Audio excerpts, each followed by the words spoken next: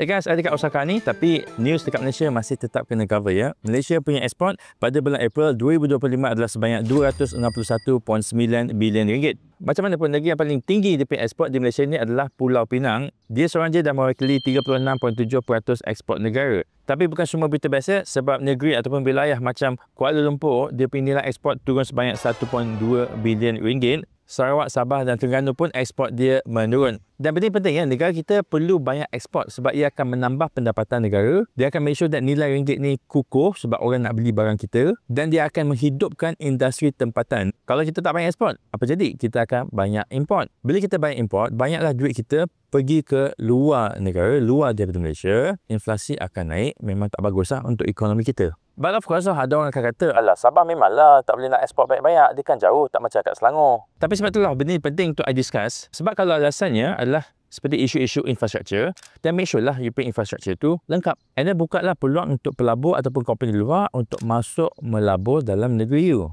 And then jangan lupa pula ya, dari segi para pekerja ataupun you punya human resource ya, human capital tu, you kena make sure that mereka ni terlatih. Ataupun kalau dia terlatih tu, kena beri dia peluang. Jangan kasih dia keluar daripada negeri-negeri dia. Bagi contoh lah, berapa ramai orang Kelantan dan orang Terengganu datang ke Kuala Lumpur dan Selangor untuk cari kerja. Janganlah jadi negeri-negeri yang dari segi ekspor ataupun dari segi cukai ya, adalah negative income. Maknanya dia memerlukan support daripada kerajaan pusat lebih banyak daripada dia contribute balik kepada kerajaan pusat. So, untuk negeri korang ni, yang ekspor korang ni berkurangan, cuba korang tanya korang punya YB, korang punya MB, apakah yang negeri korang tu dah buat sampailah ekspor korang tu menurun. Sebab kalau benda berlaku, korang juga yang duduk kat negeri tu yang akan terkesan. Dan korang jugalah yang kena keluar daripada negeri tu nanti, satu hari nanti, maybe not you, maybe anak-anak you, untuk cari makan dekat negeri orang lain. Cuba komen sikit.